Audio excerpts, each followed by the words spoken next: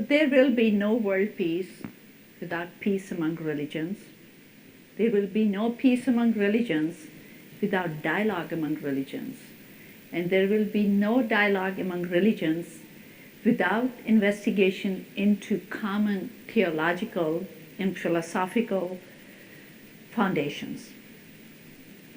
And there will be no world peace without a common global ethic. These golden words are of Professor Hans Kuhn from last century. He's a theologian. And it tells us how important the interfaith relationships are for world peace. I personally believe the interfaith relationship just evolved through different stages and then lead us to that stage that we find the truth about other people and about us too. I'm originally from Pakistan. 97% of the people there are Muslims. So my interaction with non-Muslims are very limited through education and some Christians who were visiting country, but that was mostly at cultural level. I had this idea that I knew a lot about Christianity, Judaism when I came to States. Little did I know.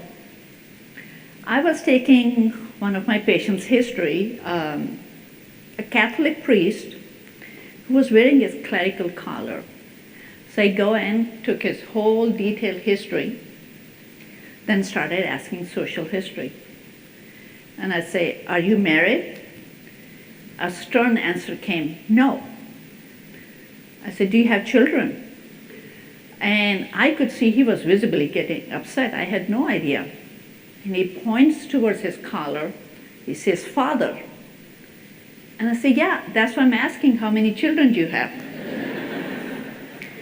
I vividly remember he just had an affectionate smile on his face. And then he explained it to me, what were the duties of a Catholic priest. That was my first step of interfaith relationship, just knowing basics about other faith. The second level came a little bit later. Few months after 9/11, one of the leaders of Southern Baptists made a very derogatory remarks on Prophet Muhammad. So I was having dinner with my son when those were relayed on the national news, and he just looked at me, he says, "Why do they say these hateful things? What do they get out of it?" And I had no answer. I just could see pain in his eyes. So next morning I got a call from Interfaith Partnership, and they said we had arranged for an emergency press conference to denounce those remarks. And they invited faith leaders from every group and other organization. That day happened to be my son's 16th birthday. So you know that's rite of passage, getting your driver's license. So I called him, and he said, "Mom, go for that press conference, that will be my birthday gift." And that evening, listening to positive remarks on the news changed his demeanor. I could see this brightness in his eyes. And that's when the second stage came, and I said, support and compassion is not limited to one faith. So what is truth? Why is it so close to us? Why we cherish it? This is the virtue we all cherish. So Merriam-Webster dictionary defines it, a statement or idea that is true or accepted as true. So pay attention to that. Means accepted as true, that means it may not be all true, half truth, or accepted as truth. There are many incontrovertible facts. Newton discovered gravity, seeing the apple falling on the ground. Water boils at 100 degrees centigrade. Earth revolves around the sun. But some time ago, we didn't even accept those facts as truths. Either we did not discover them at that time, or masses didn't want to accept it. Why are our faiths and that truth so important too? Because faith is the closest to most of people's heart.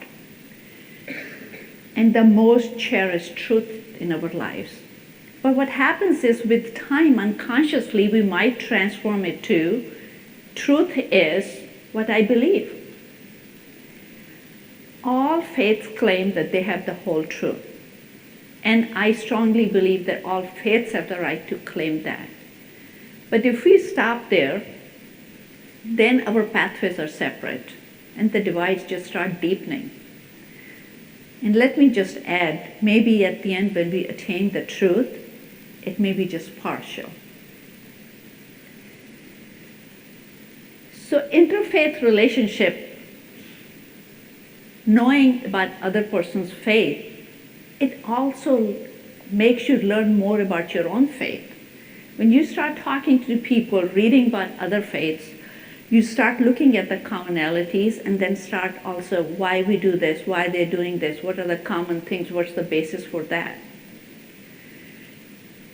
But it also, I think, our insight about intrafaith or your own faith improves. A lot of things we do, we accept it as being part of our faith. I grew up with this tradition in Pakistan that when the newborn baby was born, the head was shaved and you gave money for charity. It's believed to be Islamic in nature. So I came to States, my daughter was born, we were up in the mountains, Virginia. So faithfully I tried to carry on this obligation. So I started shaving her head, and halfway through, she was crying, I got scared, so I had just finished the top and I stopped.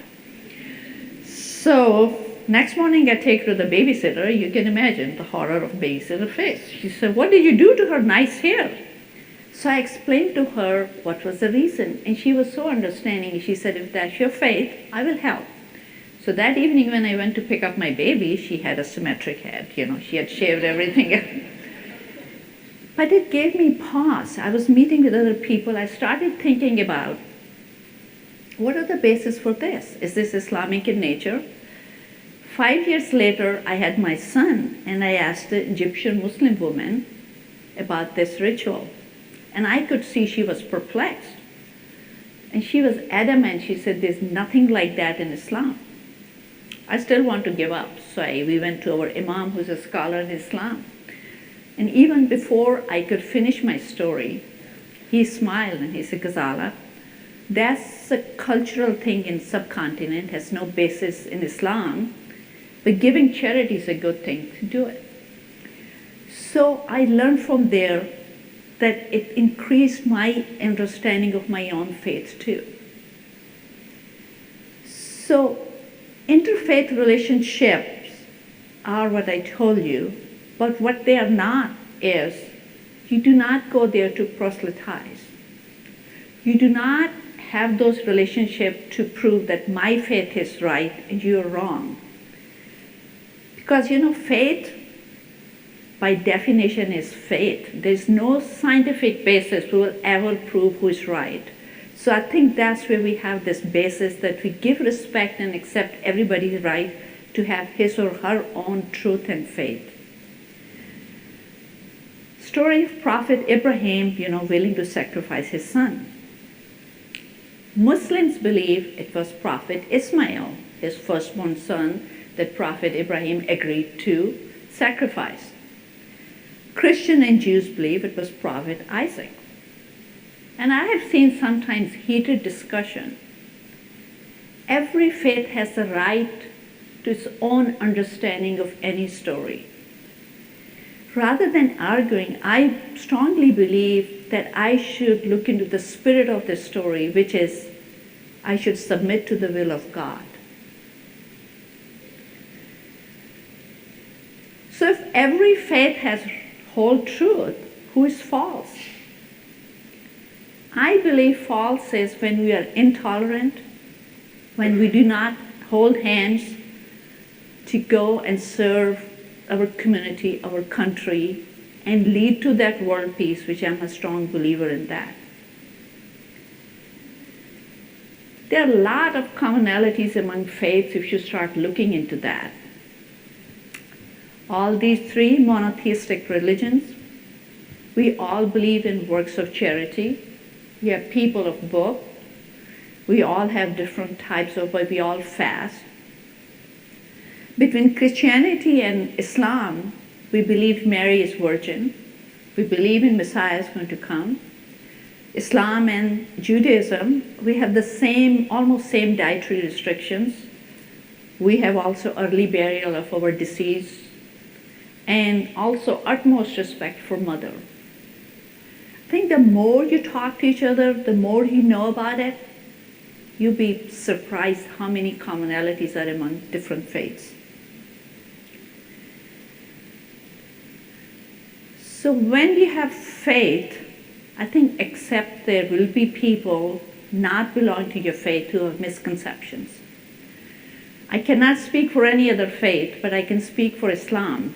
And unfortunately, over the last 1 decade, a little bit over, we had our share of misconceptions.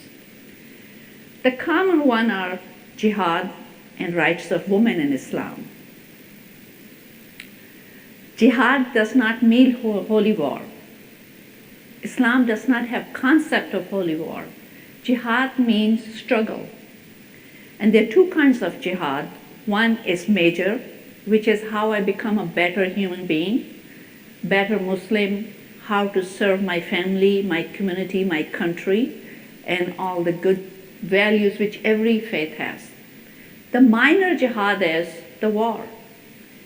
And it believes that you're going to protect your family, your country, your society together. But that has to be declared by the leader of the country, not by splinter groups. Islam gave so many rights to women. A woman in Islam has equal rights in socio-economical, legal, and spiritual aspects.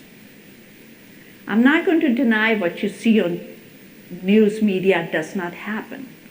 But those are sometimes cultural, sometimes radical people manipulating the faith for different reasons. As standing here, I cannot speak for all the 1.6 billion Muslims. The same way, a small fraction of Muslims who are manipulating or have radical views of Islam do not represent Islam. So how do we reach to that level of world peace and truth? Simple thing, respect. It will open the doors. 3 rules. We make a conscious effort to learn about other people's faith, and we can make a conscious effort not to learn about other faiths. It does not mean that you're giving up your belief, it's you're strengthening the whole world, ethos. Learn. Ask questions. People love to discuss about their faith and give you facts. But when you're asking a question, do not question their faith. Let's not compare our best practices to other faiths' negative practices. Read. Do not learn from CNN. Get good books. Another thing I'm just going to challenge when you're reading, try not to read those books which just perpetuate your ingrained perspectives before. It is not going to increase your horizon. Speak up. Speak up against intolerance. I strongly believe that when I have relationship with other faiths, they become our ambassador. They speak in our absence. They defend our faith. And I do the same thing. And act. Act together. Let's hold hands, find that common space, and help the society and work for our community. So, what I would like to convey is, again, there's a huge common space. We can all get together there. The radical groups belong to fringe. And once we hold hands, believe me, we can bring the world peace. So if you feel comfortable, Please feel free to join me reading excerpts from SLU Oath of Inclusion. We find higher truth when we seek to understand the complexity of our neighbors' identities. We obtain greater knowledge when we consider the perspectives of our fellow students, and we begin to strive for a better world when we build a stronger community. I will embrace people for the diversity of their identities, creating a community inclusive of race, ethnicity, sex, age, ability, faith, orientation, gender, class, and ideology. I will challenge my worldview through education, inside and outside the classroom. I will foster a community that welcomes all by recognizing the inherent dignity of each person. I will work for social justice in the St. Louis community and beyond. This is the community I'm building. Thank you.